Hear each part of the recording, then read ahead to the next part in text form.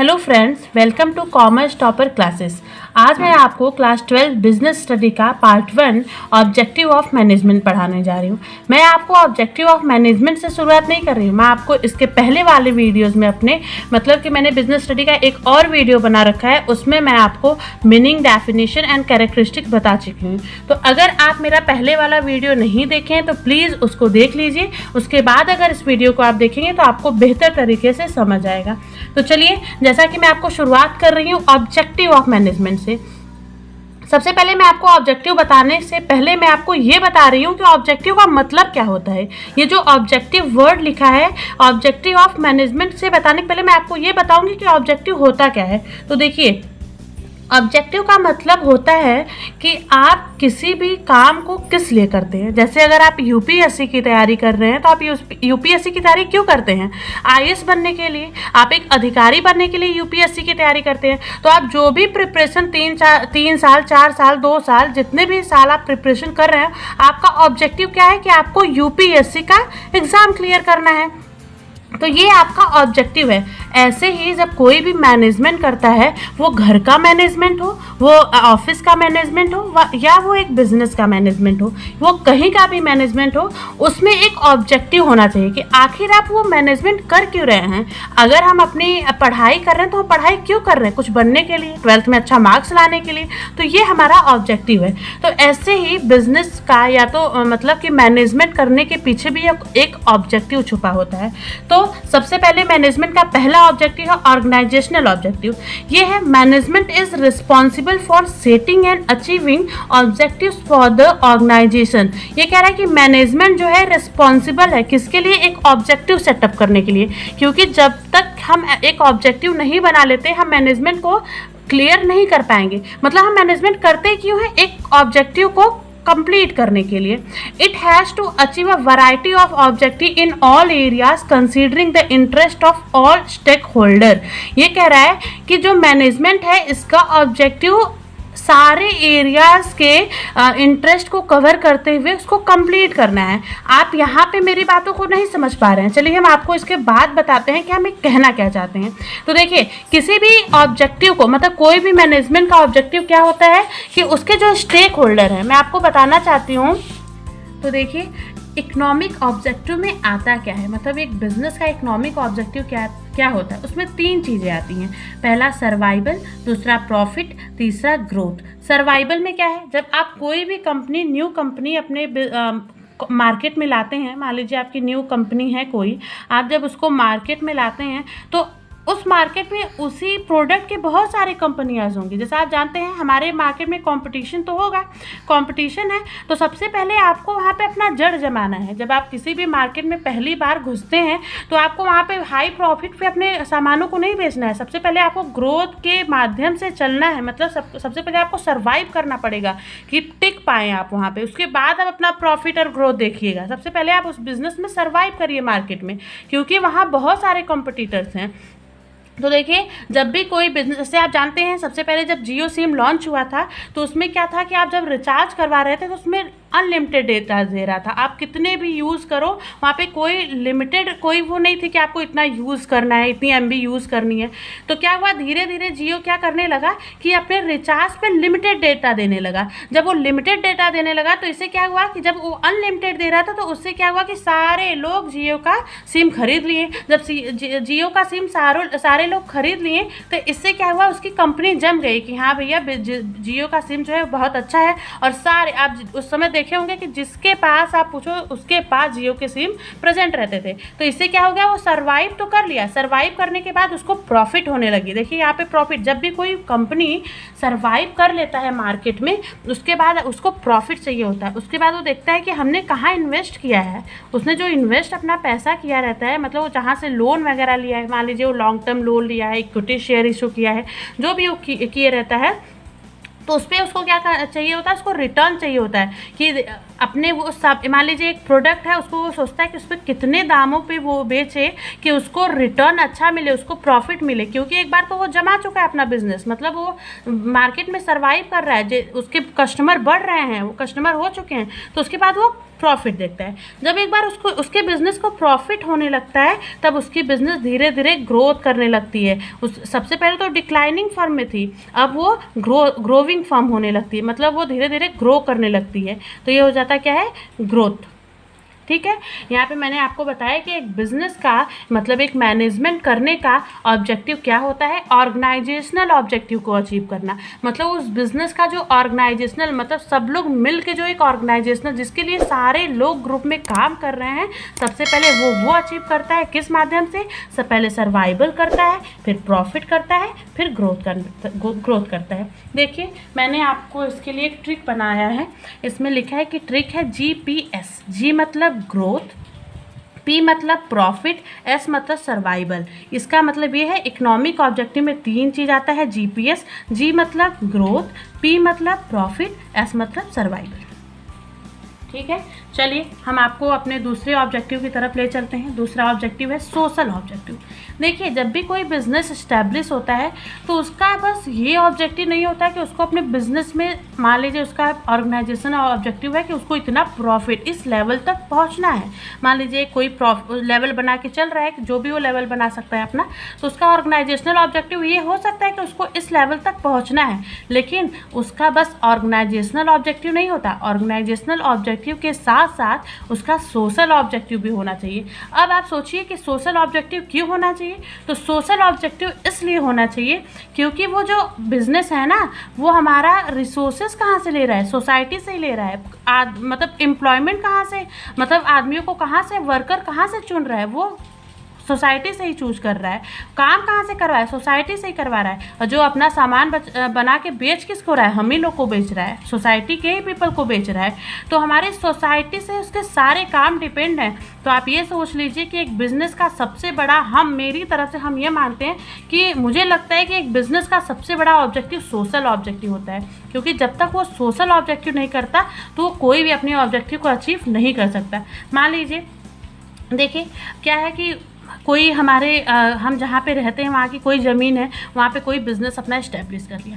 Business establish कर लिया तो वहाँ पे हमारे गाँव, मान लीजिए हम गांव में रहते हैं तो वहाँ के कुछ वर्कर काम करते होंगे। अब वो जहाँ से प्रोडक्ट मान लीजिए इस कंपनी में बन गया, तो प्रोडक्ट बेचेगा किसको? हम ही लोग को बेचेगा। प्रॉफिट उसको कहाँ का? प्रॉफिट भी हम ही लोग के यहाँ से हो रहा है। तो मतलब ये सोशल ऑब्जेक्टिव, अब ये सब कर तो रहा है, वो सोशल ऑब्जेक्टिव हमको किस तरह से देख सकता है? सबसे पहला वो इसलिए हम लोग को एम्प्लॉयमेंट जनरेट कर सकता है। ठीक है, एम्प्लॉयमेंट जनरेशन हो सकता है, मतलब हमारे गांव के लोगों को वो एम्प्लॉयमेंट दे कि भैया आप आइए हमारे यहाँ काम करिए, आपको कोई काम नहीं। आप जानते हैं कि अभी बहुत ज़्यादा एम्प्लॉयमेंट नहीं है सबके पास, तो मतलब सोशल ऑब्जेक्टिव तो होना चाहिए। सोशल ऑब्जेक्टिव के साथ साथ उसको लो प्राइस पे सामान देना चाहिए, लो प्राइस विथ बेटर क्वालिटी। ठीक है, बेटर क्वालिटी के साथ भी देना चाहिए, लो प्राइस भी दे और बेटर क्वालिटी के साथ दे, ताकि सोशल ऑब्जेक्टिव उसका पूरा हो सके। ये हमारा सोशल ऑब्जेक्टिव में आता है, employment, low price with better quality. चलिए मैंने आपको ऑर्गेनाइजेशनल और सोशल बताया, अब मैं आपको पर्सनल ऑब्जेक्टिव बताने जा रही हूँ। पर्सनल ऑब्जेक्टिव क्या होता है? जैसा कि आप जानते हैं जो भी बिजनेस में हमारे जो वर्कर्स काम करते हैं, उस वर्कर की कुछ पर्सनल ऑब्जेक्टिव भी तो होती हैं। क्या आप नहीं चाहते कि आप जिस बिजनेस में काम करें उसमें आपकी सेल्फ रिस्पेक्ट हो? सेल्फ रिस्पेक्ट हो पीयर रिकॉग्निशन कहते हैं। मतलब वो जो भी लेडीज़, जो भी जेंट्स आपके बिजनेस में काम करने चाहिए, उनका एक सेल्फ रिस्पेक्ट होना चाहिए। आपके top level management lower level management को एक रिस्पेक्ट देने चाहिए कि हाँ भैया आप जिस भी पोस्ट पे हो उससे आपको कोई मतलब नहीं है, लेकिन आपकी जो भी एफर्ट्स बनते हैं आप उसके अकॉर्डिंग उनका काम देखिए, उनको एक पीयर मतलब सेल्फ रिस्पेक्ट दीजिए। चलिए अब पर्सनल ऑब्जेक्टिव उनका कंप्लीट आप किस तरह से कर सकते हैं? मान लीजिए वो किसी भी बैकग्राउंड से आते हों, अगर आपके यहाँ वो काम कर रहे हैं तो उनके कुछ पर्सनल ऑब्जेक्टिव, उनको भी छुट्टियाँ चाहिए होती हैं, उनको वो भी चाहते हैं कि जैसे मान लीजिए आप कहते हैं कि मेरी कंपनी है आज इस्टेब्लिश हो रही है, मैं आपको रहने का मतलब आवाज़ दूंगा। तो ये आपका पर्सनल ऑब्जेक्टिव को पूरा करने के लिए बहुत अच्छा तरीका है। इससे क्या होंगे कि आपके कंपनी में लोग ज़्यादा आना चाहेंगे। तो पेट्रोल एक्सपेंस आप दे दिए, मान लीजिए आप पेट्रोल एक्सपेंस प्रोवाइड करवा देते हैं, आप हॉलीडे ऑर्गेनाइज करवा देते हैं, तो ये सब जो है पर्सनल ऑब्जेक्टिव में आ जाता है। और जब आपका, मैं आपको बता रही, जब आपका पर्सनल ऑब्जेक्टिव, किसी भी बिजनेस का जब पर्सनल ऑब्जेक्टिव अच्छा होता है ना, तो बिजनेस अपने आप ग्रोथ करने लगती है। तो ये हमारा पर्सनल ऑब्जेक्टिव था। चलिए हम आपको इंपॉर्टेंस ऑफ मैनेजमेंट भी बताने जा रहे हैं। इसमें मैंने दो चीज़ को कवर किया है, objective of management and importance of management. चलिए मैं आपको इंपॉर्टेंस बताने जा रही हूँ। तो देखिए हमारा इंपॉर्टेंस है कि पहला है management helps in achieving group गोल। देखिए मैनेजमेंट क्या है कि ऑब्जेक्टिव बना के चलती है।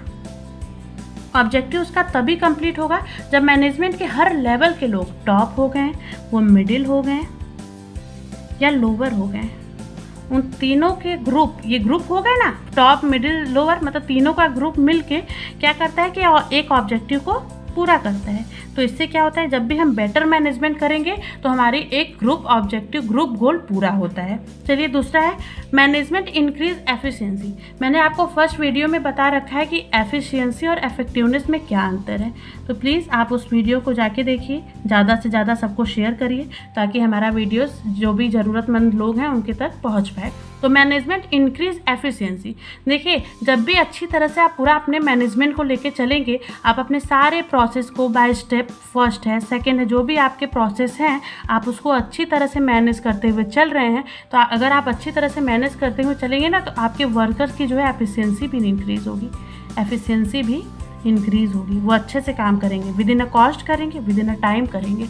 तो ये आपका क्या होगा कि आप मैनेजमेंट की यही इंपॉर्टेंस कि आप अच्छा मैनेजमेंट कर रहे हैं तो आपके बिजनेस की, आपके बिजनेस की एफिशिएंसी मतलब प्रोडक्शन वगैरह बढ़ेगी।